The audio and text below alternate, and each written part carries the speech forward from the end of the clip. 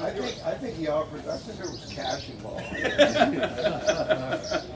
But we were just saying. I mean, there's loyalties that I think trainers, you guys both sort of understand. This race is different. I mean, were you mad at Mike Smith? I mean, I can't imagine. No, I understand. It's one of those things where I just tell him, if you really think that horse is, a better horse for this race, then I didn't want to. What I didn't want to do, I didn't want Mike. I hate when jockeys, you make him ride your horse or whatever. Then he was really torn between the two of us. But at the end of the day, he went with his gut feeling, and he feels his horse is the good horse right now. And I knew when he won the Arkansas Derby. My wife says, "You're going to need a new jockey." I think so too. And so, and that his, Richard's horse is just, he's phenomenal. Those races he's put together, and he beat my other two, and that's what Mike. He beat Game Winner and he beat Improbable. So my own, I got Roadster. That's the only one he hasn't run against. So can we get my whole card? Can we get a horse-to-horse bet for you guys right now? I mean, anywhere on the track? No. Huh? No? I think when we're pulling up, I think I'll get him there by the 7th. I'll get him on the gallop bound. I mean, is this for both of you guys? I mean, this week you've done this so many times. I mean, you guys have both trained amazing horses. What's special about the Derby week for each of you guys? I think what makes it special, and I've noticed, he's my neighbor. He comes by there every day, and when you have a horse that you have a chance to win the Derby, that's what makes it special. Every time I looked up, he's smiling every day. He's walking quick. He's walking fast. He feels like a 20-year-old, and that's what the Derby does. When you have a horse that you can win, if you come here with a super long shot, it's like, we'll see what happens, But I think what it does is, we sacrifice, make so many sacrifices, working every day, trying to find the really good horse, and you get one like Omaha Beach and the ones we have. It's exciting to me. It's exciting every year, and I was really, I was all pumped up all winter long, and then when you see the last prep race, you see Omaha Beach, and well, there's your Derby favorite. Rich, what about you? What's this week like for you?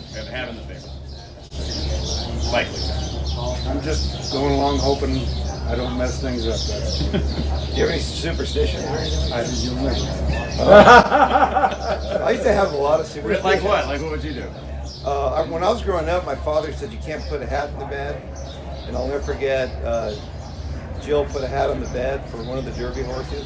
Oh no! And it was war emblem, so we threw that one out the window. That went out the window.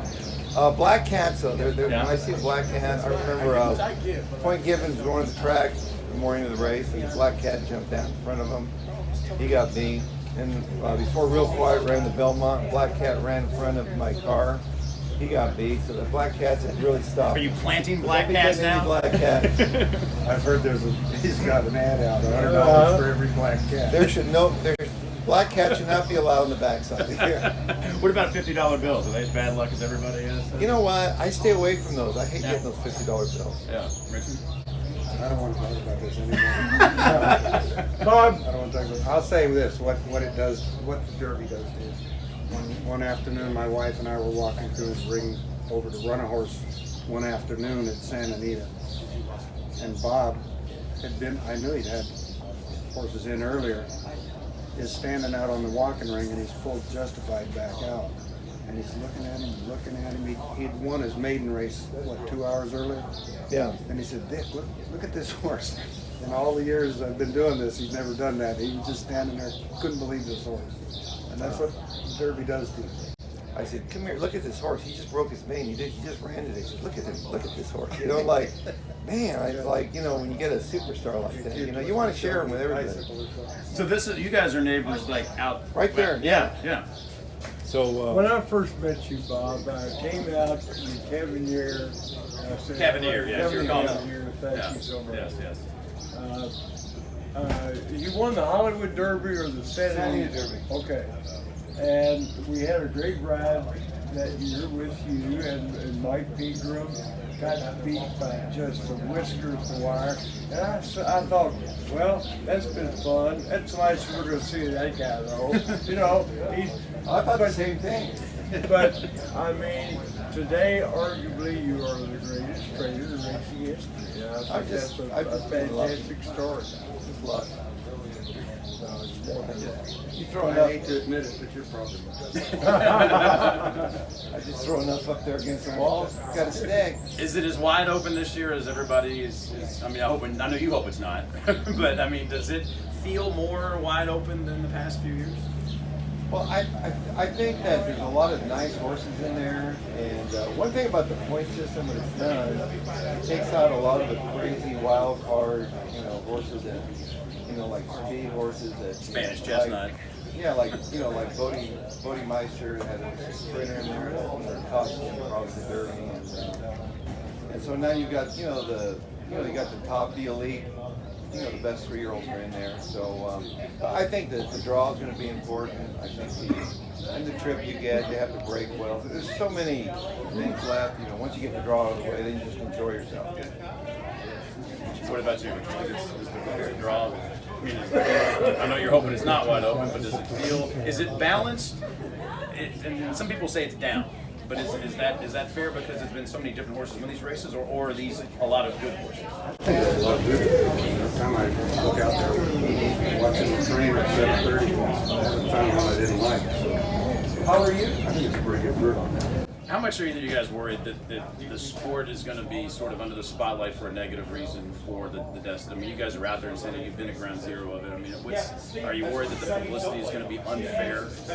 I think it was, it's isolated California, and so I was, we get here, and it was nice to get here, and so I don't think it's going to have an effect. I really think the Derby is a different beast, and we did get some bad publicity, but I think once we get here, it's different.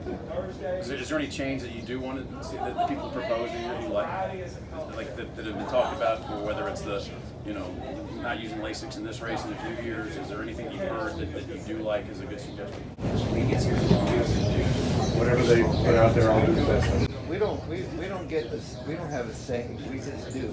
All right? So we don't make the rules. Yeah. We just got to follow the rules. Yeah. So yeah, we're fine with it. All right. Well, we've had some cool moments here on the backside. This was one of the cooler ones right here with talking with Richard Mandella and Bob Baffert, both of you guys. But what is it about? Is there anything that's different about training for this race versus all the other races that you've won?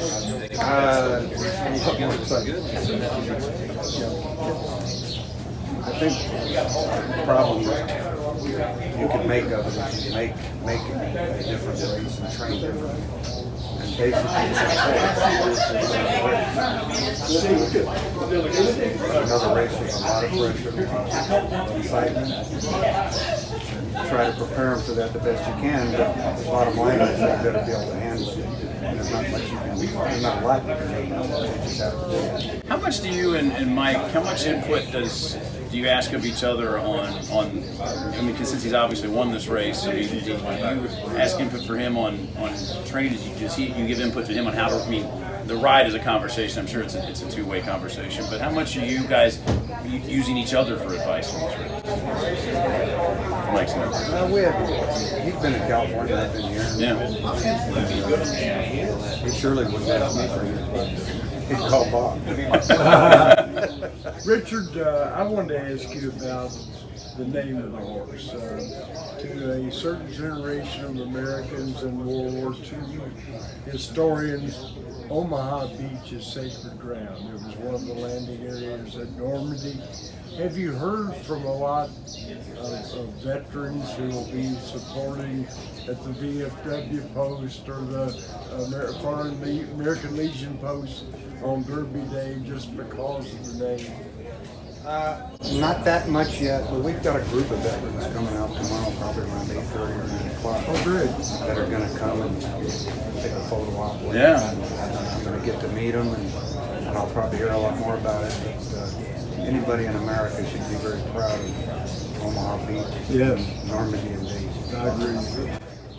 Well, we certainly appreciate the time and you stopping on by. This is great, and we've got a pretty good streak going. We've had, I think, about the last 6 years. I think we've had the winning trainer on about 5 of those years. So we got a streak going. Appreciate the help.